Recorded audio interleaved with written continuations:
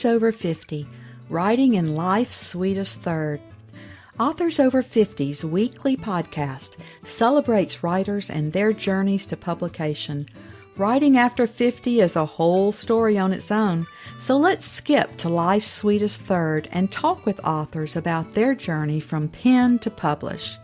Welcome. I'm Julia Daly, your host, and I invite you to listen to interviews with writers who've achieved their goal of publishing a book just later in life. We've seen award lists for under 30 or under 40, but I've yet to see lists for those who've achieved a significant milestone of their own, launching a new career and publishing their first book after the age of 50. We will hear about these authors' inspirations, struggles, strategies, and the smell of that first book. These writers' journeys inspire me because I'm one of them. My guest today is a writer, meditation teacher, and Buddhist practitioner with graduate degrees in computer science and counseling psychology. She worked in software development management before moving into the non-proctor sector as the executive director of an organization working with underserved children and families in Honduras. Her passions are family, meditation, teaching mindfulness, spirituality, writing, talking with close friends, and walking in nature. She lives in the greater Boston area with her husband of over 30 years. Welcome to Authors Over 50, Liz Kinchen. Thank you, Julia. I'm happy and honored to be here. Liz, our opening question on Authors Over 50 is always, what took you so long to write your first book? Yeah, such a great question. It took me all this time to write this book because most of my young adult life, I was not aware enough of myself or my story to be able to talk about it, to be able to articulate what happened with me. So it really wasn't until probably my late 40s that I started to write down, try to remember things from my childhood and adolescence. So a therapist suggested to me that writing could help, open up some doors, kind of shake loose some memories. And so I started to do that. I started to, just think back to snapshot memories I had, and the writing really, really helped open up some channels and open up memories. And so I did that for a number of years, and I discovered in that process that I loved writing. I just loved writing. And so I kept on doing it. It had served that purpose in, helping me with remembering things from my past. And I just kept on with the writing. So I would say I started with that writing that I was just describing about 20 years ago. Now I'm in my 60s. And at a certain point along those years, I looked at what I was writing and saw that there's a story there, that I wasn't just writing about this memory or that memory, but I was writing, it had a whole narrative arc to my story about trauma that happened, how it impacted my life, and how I healed from it.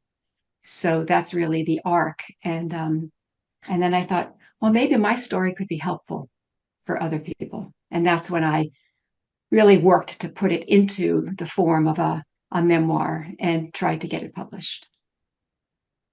Well, that's a beautiful journey, and so many of us do write like it is our therapy. I think getting those words on paper does heal us in so many ways. Yeah, I think so. That's been my experience. Well, I'm always interested when I interview Western women who embrace Buddhism. What drew you to that particular practice? Mm. Well, I was introduced to Buddhism when I was in college. I studied the martial arts, and my Japanese teacher taught us the fundamentals of Buddhist practice. And so I started meditating then. And I meditated on and off ever since in a variety of different styles. Um, and maybe about 10 or more years ago, I got reintroduced to Buddhism again. And I just started to read everything I could find about it. I went on retreats. I joined Buddhist practice groups. And it really helped my healing journey because Buddhism really invites us to look at what's challenging in our lives as opposed to push it away or pretend it's not happening or not there. And that is really helpful for healing, of course, is to be able to, to kind of look right at, what's hard and what's painful. So that was a really significant part of my healing journey and continues to be part of how I find wholeness and ease and joy in life. And then you were also involved with working with children and families in Honduras. And I went to Honduras for 10 summers. Every summer I would go to Honduras on a medical dental mission. And I just love the people there. Yeah. Okay. Wow. That's interesting. We did see a lot of groups like that who would come to Honduras. It's such a beautiful country, and the people are beautiful and gracious and loving and generous, even in the midst of all that they are struggling with.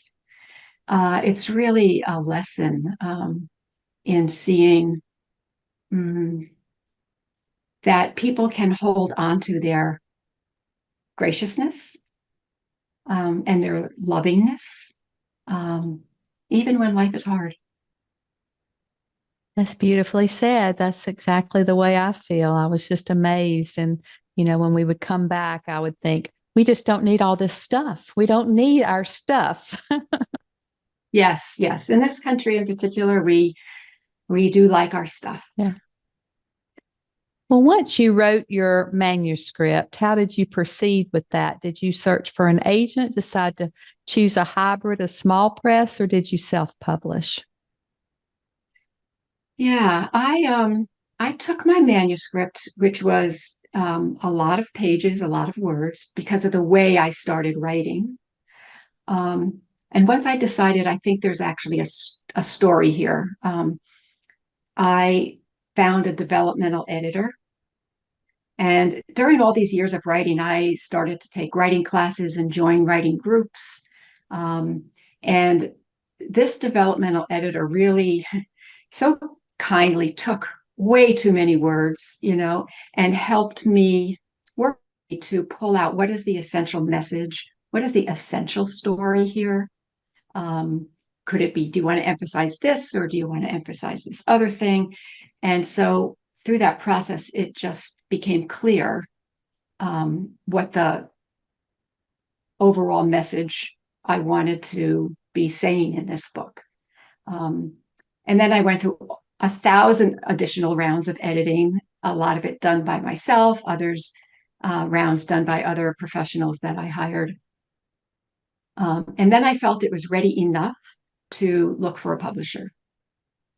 And so the three-ish, main avenues of publishing, going traditional, self-publishing, and, in more recent years, we have this third option, which is hybrid publishing. So I read and studied everything I could about the publishing industry as a newcomer to it, and realized pretty quickly that going the traditional route was likely to take me a long, long time between finding an agent and that agent, submitting submissions on my behalf. And I was a debut author. I did not come with a huge platform. I was not famous. I was not even a professional writer. And so I thought, I don't want to do that it's going to take a really long time and maybe not even end up in this book ever entering the world. And I also didn't want to self publish because I felt like I actually don't know enough of the nuts and bolts of this industry. And I was a little wary of trying to do all of that more or less on my own. So I investigated the hybrid option. And actually, my developmental editor had published with the press I ended up going with, She Writes Press. So I knew I had sort of an inside endorsement for that publisher. Um, so I made a list of all the hybrid publishers I could find.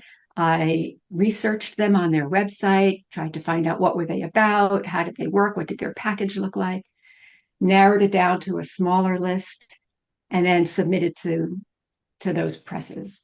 And I ended up with She Writes. They're highly respected in the industry, and I've interviewed a lot of their authors, and it seems like they really create a wonderful community of women. Exactly. It's one of there are a few really strong, compelling benefits of She Writes in particular, and that is one of them. What was the most challenging part of your artistic process? Well, some parts of my story were difficult to write, just to revisit. Um, Things about my initial experience. I had a 5-year relationship with my middle school teacher when I was a young adolescent. And um, those were part of the memories I was trying to really unlock because, with trauma, a lot of times what we do is we shut down, we kind of compartmentalize and shut that away, don't look at it again. And that's what I did. Um, so it was really helpful, actually, for me to um, go back to those years and experience them in a different way from a wiser place, and really sort of feel compassion for that girl that I had never felt before. So that was a little bit hard and helpful. It was also a little bit hard to write about my marriage because my marriage is really where the impact of that trauma was playing itself out. And so, and I'm currently married to my husband, to the same man. We've been married for over 30 years. But we had some really bumpy years. And so it pains me um, to realize how confused I was and confused we were. There is something going on with me that made it difficult for me to be really present in that relationship. And we didn't know why or what. I seemed totally functional, highly functional, so what was the problem? And so it was painful to write about how those years were just really hard for us. Well, I think it is so interesting to delve into our childhoods and to see how those traumas affect us much later in life. I'm an adopted child. Several of my grandchildren are adopted children, and you just don't know what trauma, what abandonment, what happens to our psyches at that time, and how it resurfaces so many years later and how it affects our adult lives. Yeah, it was affecting my adult life for so many years. And I didn't know because at the time I was having this relationship as a teenager, I thought it was okay. I thought he loved me. I thought we loved each other. Um, and so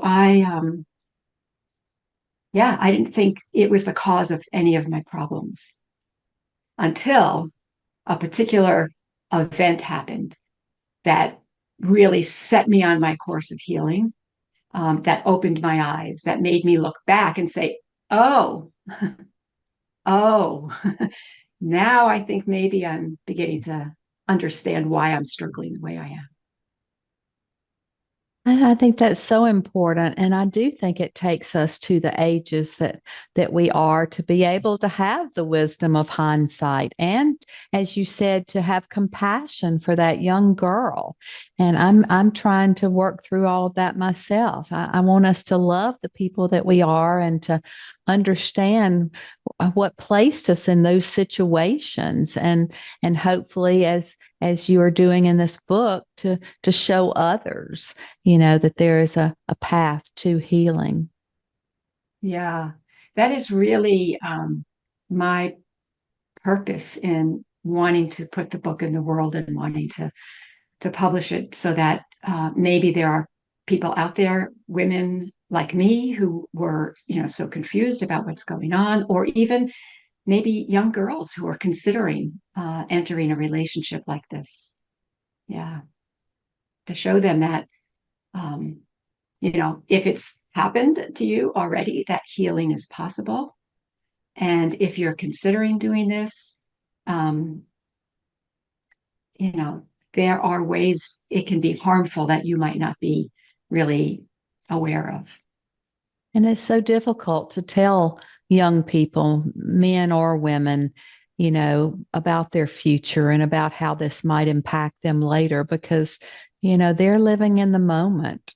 And it's difficult. Absolutely. My parents couldn't have told me, not to get married at 18. I was determined to do so, things like that. You just my dad used to say, youth is wasted on the young, and I think that's so true. Yeah.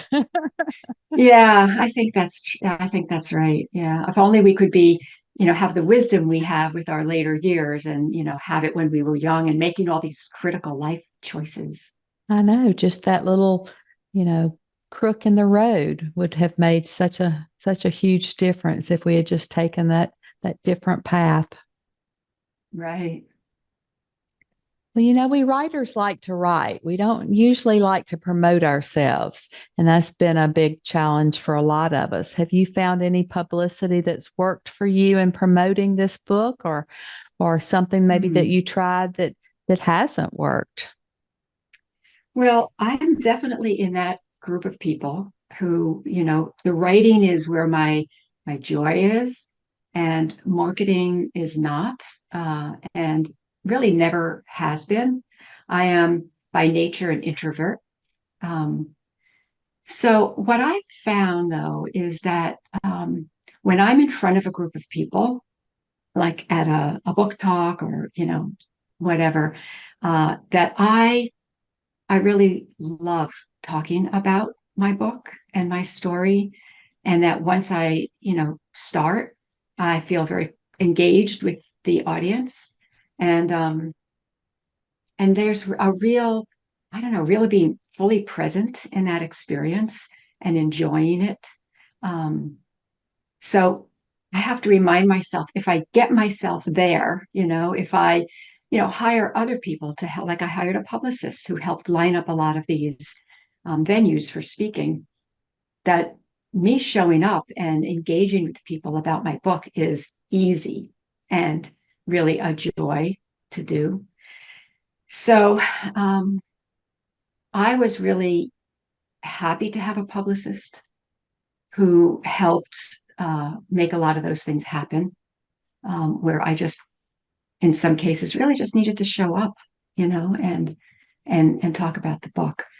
Um, I no longer, my contract with my publicist is over. So now, 5 or 6 months after my launch, I'm more on my own with this. And it's work. It's work. It really is. And I think my favorite part is showing up for book clubs. I love to sit and discuss the book and to hear what other people think about it, immediately right there in front of you. And sometimes they voice ideas that I never even considered when I was writing the book. Mm. So that's so interesting.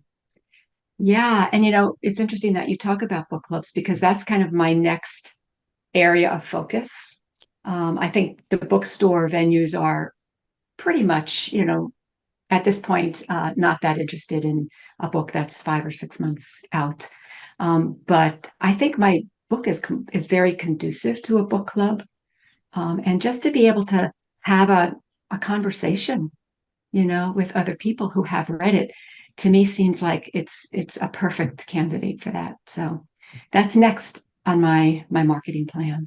And there's so many ways to find those book clubs. And, a lot of libraries have several genres of book clubs. So you can, sign up and be there with them and get the word out there. But I've found that to be just a real joy to be with, Mm, especially women and young women, because they don't have the wisdom. They sometimes question. My first book was set in the 60s, and they would say, wait, why did that happen? We don't understand why you would give up a child for adoption, so right. it's just Yeah. in a mere 50 years, nobody understands, what was going on in certain eras. Yeah. Life was really different then. It really was. What about any specific books or seminars or writing retreats or groups that you might have attended, or that you can share that it might have improved your writing journey? Mm. So I live in the greater Boston area, and Boston has a wonderful literary organization. It's called Grub Street. And they offer all kinds of courses and classes taught by, published authors and poets. And they hold events. Every year they hold a literary conference where people can sign up for different workshops. They can hear keynote speakers. You can engage with agents, through this conference. So it's a really wonderful resource. And I took many classes with them. And that really did help improve my writing. And also, just being in a community of other writers is so fun. It is great, especially to attend in person. There's nothing I like better than a writing retreat where you can take a class in the morning and have lunch with everybody and then go off to your little room and write furiously and then have dinner with everybody. And you're not having to worry about dinner for your family or walking the dogs or anything. So it's uninterrupted time, and that's so precious. Yeah, I have not done one of those writing retreats. I have done several Buddhist retreats, which, what they have in common is just it's a place away and outside of normal life where you can really sink into what the retreat is about.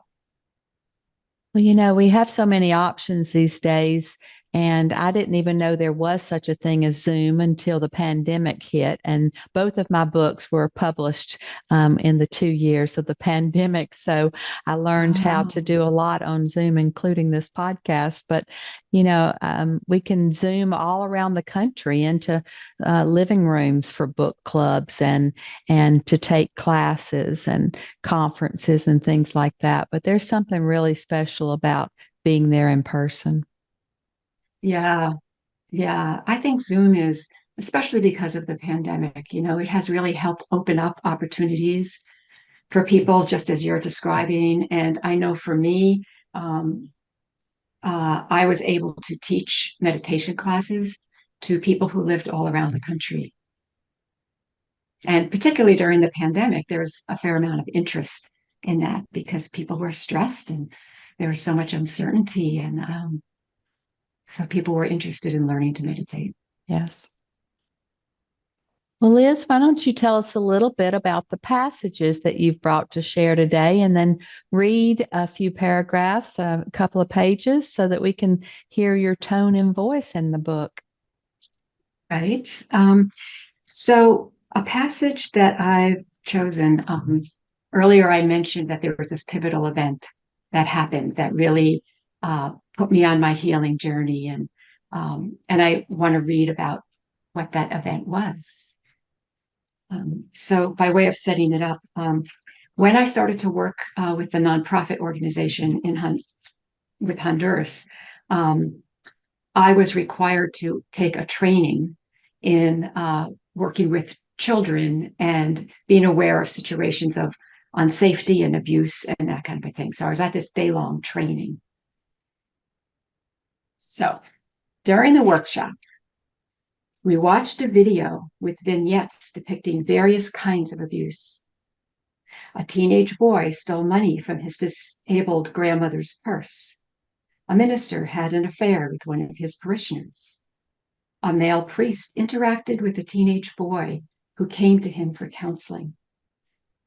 This last video showed the tall, handsome priest welcome a boy of 15 into his office. The priest listened intently and sensitively to the boy's struggles and his sadness over recently losing his father. He was a shy but earnest teenager searching for guidance and a new role model. The priest invited the boy to come back for more conversation anytime he wanted. After a few visits, the man moved to sit on the couch with the boy, talked to him about growing up, and encouraged him to relax and be more at ease. This man treated the vulnerable boy like a friend. The boy began to trust him and looked forward to their visits together. As I watched, all my senses were alert. My heart beat faster and my mouth was dry. Something was happening in that movie. Something was happening in me. Something subtle yet unmistakably familiar. Tendrils of dread curled into my gut. During one scene, when the boy visited his office, the handsome priest produced a cold beer from his mini fridge and poured them each a glass to enjoy while they chatted. He was friendly, and the conversation soon turned to the boy's concerns about his relationship with his girlfriend. I may have something to help you out in that area, the priest reassured. It's natural for kids to be a little anxious about sex. Maybe all they need is to understand it a bit more. Not many people want to talk to kids about sex. I think I can help. With that, he reached into a desk drawer, pulled out a DVD, and popped it into his video player. Together, they watched porn, sitting there on the couch with their cold beers. With each flash of erotic scenes, my mind said, that's probably not his job to do. He's gone too far now. The priest should not be speaking to this boy about sex, and probably not serving him beer. The smoky dread tendrils moved up around my heart, and suddenly I felt recognition. A network of neurons activated inside me and escalated to full voltage. This man was seducing the boy. He was not just showing him a video about sex, not just offering friendship. Now I saw the whole long cultivation process. He had been kind and gentle, and all along he wanted sex. He had lured him in. He seemed so trustworthy, thoughtful, and sweet. He took care of the boy, paid attention to him, and made him feel special. I was lured in by him. I wanted to trust him. As I watched, part of me did trust him, and part of me felt punched in the gut. As I watched this video, I re-experienced all the complex emotions from my years with Mark. I experienced myself in the movie. I recognized Mark. I felt Mark as I watched the man in the video. They called this abuse. Never in all the years with Mark and after had I ever considered our relationship abusive. Yes, I knew it was unorthodox, but I never recognized the planning, manipulation, and slow cultivation of setting the trap as I experienced while watching this little vignette. I saw it from an adult perspective, from the perspective of a parent. I experienced a sense of protection for this boy in the video that I had never experienced on my own behalf. Now I had outrage at the exploitation of his innocence and trust. Oh, Liz, that's so poignant. You have certainly grabbed us with that scene. Yeah, it was the beginning. It was the beginning of unraveling. After I saw that, I said, okay, I think I need to go into therapy. And I was lucky enough, fortunate enough to find a therapist who was very experienced in trauma. And I worked with her for over 10 years, began to just unravel, learn, look into these things, and begin to heal. Well, when we write memoir and we put our stories out there, sometimes it's not very well received by our own families. Have you found that to be the case in yours? Yes, somewhat. My own family, my children, I have three now adult children, and of course, my husband have been really supportive. Just, just my best advocates. Um, my family of origin, so there were five of us siblings, and now there are just two of us who remain living. And one of them, my sister, I have an older sister. She's in the book. So, of course, before I could publish it, I needed to let her read it and see if she was comfortable with it. And she just had, I think, a different experience of her childhood and of her teenage years. And I think she felt disappointed that I was depicting a childhood that had more loneliness and disconnection in the family. And I understand that, in large families, and there are 4 years between each of us siblings, that parents change and the family dynamic changes over years. So I understand that maybe her experience was different than mine. Um, but I think she feels, on one hand, wanting to support me, and loving me. And on the other hand, I think she feels uncomfortable with the story I tell. Well, don't we all have different perspectives? Even with my three children, they will recollect a memory, and I'll just look at them like, what are you talking about? That never happened, And so Uh-huh. we all have memories in different ways, even living under Yeah. the same roof. It's just so amazing. Yeah, absolutely. And this is my story based on my experience, and it's, my story to tell as I know it. Yeah, it's Yeah. your perspective, that's for sure. Yeah. Do you have any other books in you? Oh, I love to write. And as of late, the past couple of years, my new writing has been focused on my blog. I write a blog that just really, I'll write about some experience in my day-to-day life, and I'll reflect on it, particularly through the lens of Buddhism and what I learned from these different life experiences in an ordinary day. Um, to be honest, the emotional effort that it takes has taken me to put this book in the world and to foster it and, uh, really care for it takes a lot of energy and time and resources. And, I'm not done with that process yet. I feel sometimes that question is a little like when you've just given birth and someone says, okay, so are you going to have more children? It's like, well, yeah, maybe, but I can't even think about that now. Um, so I think I need a little bit more time to go by, and I'll just see where my creative writing wants to go. Well, this was certainly your passion project, as was my first book, but you might find another project that you really think needs to be out there in the world. And we were mentioning getting our books out there and having big successes while they're still new, but people are finding books years after they've been written. I'm reading books, one that was written in 1925, so um, Yeah, once we release them into the universe, they're going to find where they need to go. I think that's right.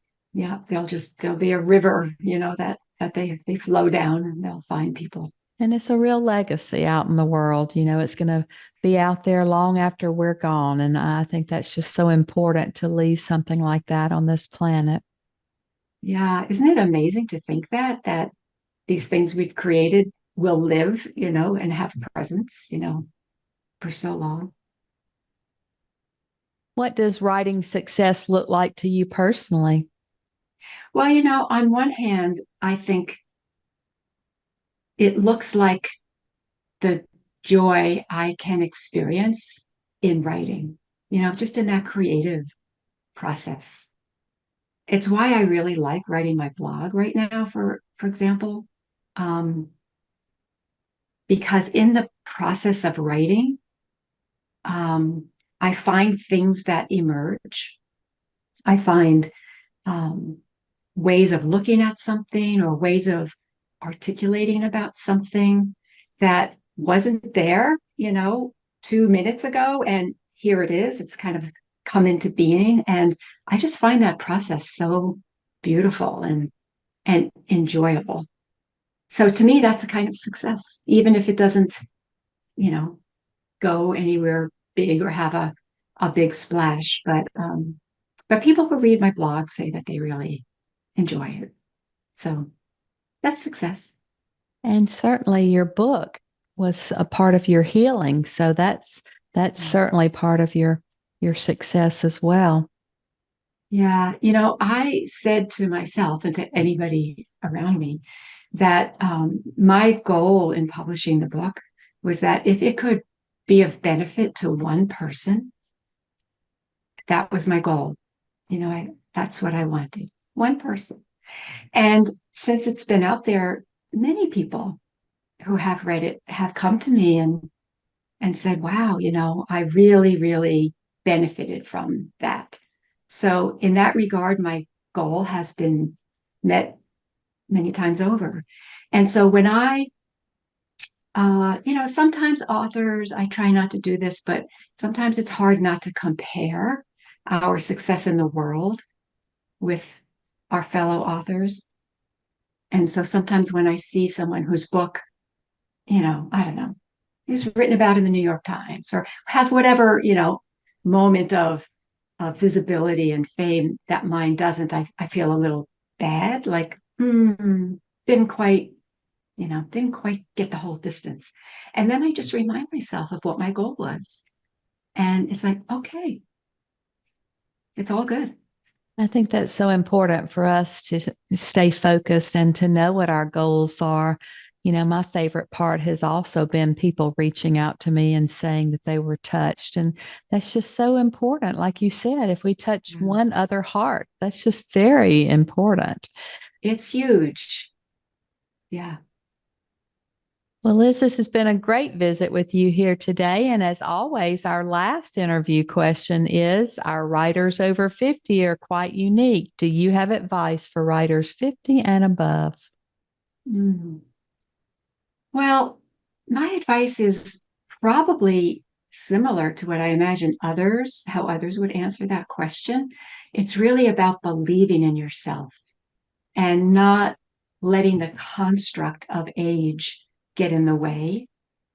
Um, we have a lot of wisdom and life experience that's really worth sharing and worth other people experiencing through our written word. So I guess I would just say, don't doubt yourself and just keep at it.